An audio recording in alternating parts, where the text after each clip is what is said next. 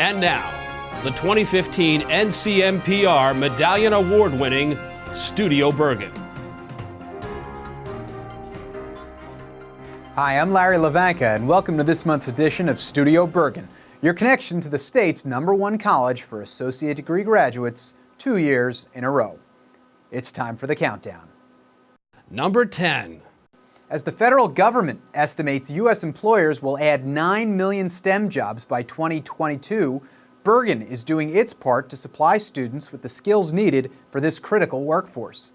More than 250 students, faculty, and staff from Bergen and 22 institutions across the region participated in the college's 3rd annual STEM C2 Research Summit, April 15th.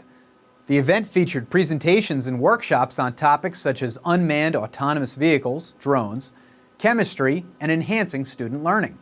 In 2011, the college secured a $3.8 million U.S. Department of Education grant to fund the Graduation Pathway to Success project, a 5-year initiative to prepare STEM students for graduation, transfer to 4-year schools, and entry to professional fields.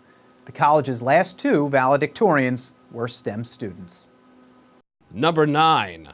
The Teaneck-based Puffin Foundation has awarded Bergen's Performing Arts Department a $2,000 grant in recognition of its recent Ars Electronica Within the Strings performance. The organization annually provides grants to individuals and organizations that advance the arts. Directed by Bergen professor Linda Marcel, Ars Electronica Within the Strings featured the Brooklyn Camerata Ensemble under the direction of Paul Lee and tribute band Led Blimpie.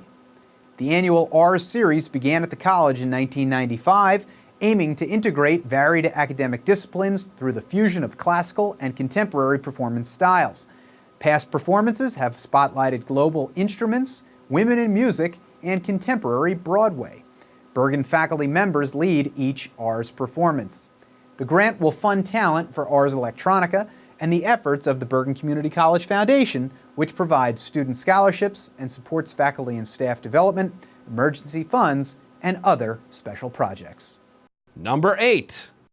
Asian Heritage Week returned in mid-April, bringing with it a number of speakers and events designed to celebrate cultural history while looking to the future as well. The week's co-chairs, Mina An and Win-Win Key, addressed the importance of continuing the progress that has been made. As long as we have the willingness to learn from each other and to question everything we hear, including the Asian history and culture, I think we're going to thrive as an institution. Number 7. With the backdrop of the Health Professions Integrated Teaching Center preparing to open May 17th, Health Week also returned to Bergen this month. Healthcare providers, representatives from hospitals and insurance companies visited all 3 locations to conduct healthy living activities, and numerous events brought speakers to campus. One of them was Organ Donation Awareness Day, which Professor Dr. Barbara Davis said helps to eliminate misconceptions and why the topic remains an important family discussion. Legally, all you need to do is sign off on your driver's license that you will be an organ donor, that you want to be an organ donor. But what happens after someone dies, if you haven't spoken to your family, obviously your family's very upset, and they may or may not agree with your position on becoming an organ donor. And if you never discussed it with your family, it's a tragic time, and they might just say, forget it, we don't want to do this. I never knew this person wanted to be an organ donor. And so one of the most important things is to discuss it with your family and to say, I check this box, I would like to be an organ donor, and I want you all to be aware of it. Health Week also featured oral cancer screenings by the college's dental hygiene program students, where Department Chair Debbie Cook said the proactive approach serves as an educational tool. The sooner something is found and the earlier it is treated, the better the chances are that you'll have a positive outcome. Unfortunately, when people wait until they're in pain, there's usually a better chance that things, if it is an oral cancer, that it could have metastasized, which means it would have traveled to the lymph nodes or to other parts of the body. Number 6. For the past year, 26 Bergen faculty and staff have been on a journey together to earn doctorate degrees as part of a cohort through National American University's Roush Graduate Center. With 1 year of the 4-year program now complete, Dr. Martha Ellis, an NAU faculty member and former Associate Vice Chancellor for Community College Partnerships in the University of Texas system, said the program benefits its students and the college as a whole. What's terrific about the Community College Leadership Program is that the students have the opportunity to learn all about community colleges across the nation, but then apply it immediately to the work they're doing here at Bergen Community College. And so it's theoretical knowledge and a lot of research, but immediate application and how to use it tomorrow where their office is, whether it's the classroom or the registrar's office or the public information office or whatever area. It's really beneficial for that particular application of knowledge. The 85% of everything that's been written about community college has been written by the faculty that are teaching in the NAU program. And it's also the people that are involved in all major initiatives that are going on across the country.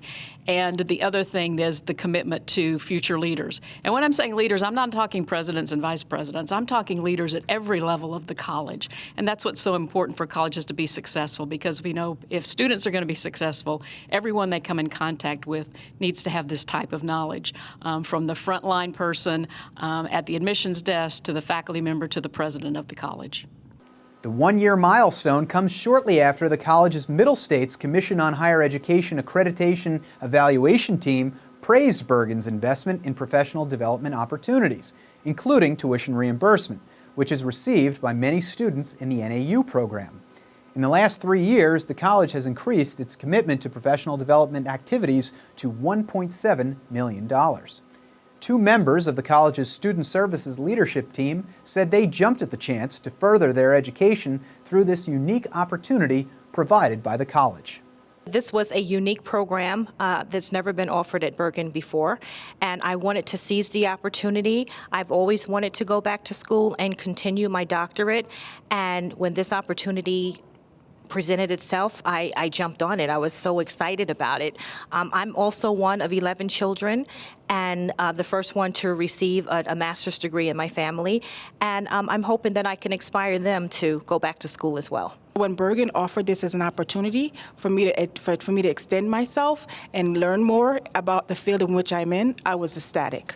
Program member Jeff Herring said that his development and that of his classmates comes down to student success. Student success is vital to the success of this country. And by offering programs such as this, it gives leaders in the community the ability to go out and bring more success into that community. So the program is unique because it helps us help others. The Community College Leadership Cohort program model, established at NAU in 2013 by community college scholar Dr. John E. Roosh, also features cohorts at community colleges in Kansas, Ohio, and Texas. Number 5. The first ever Progressive Male Leadership Conference brought more than 300 college, high school, and middle school students to campus for an event that helped them learn success strategies as they continue their education. A number of speakers discussed topics such as goals and aspirations. Organizer and director of the college's Office of Multicultural Affairs, Ron McKnight, said the conference aims to bridge the divide that disproportionately affects minority students. This program is an extension of the school system, we can say, and so what we're doing is we're teaching the youth about success and what success truly look like. We're speaking to them about leadership, financial literacy, some of the things they may get in school and they may not get in school. Number 4. Student Macy Schmidt stood and delivered at the 9th annual speech competition, besting 48 peers en route to a $1,000 cash prize. Her speech, which discussed fair trade practices, not only impressed the judges during her presentation, but because of her message. When I was looking up the information about it, I was just finding that there were so many nations that were dealing with incredible poverty, like the wages. One of the statistics that I used was that 60% of the people in our world are living on less than $1 a day, and I blow $1 and 3 times that on coffee, and I was just like, this is insanity. And that's just $1.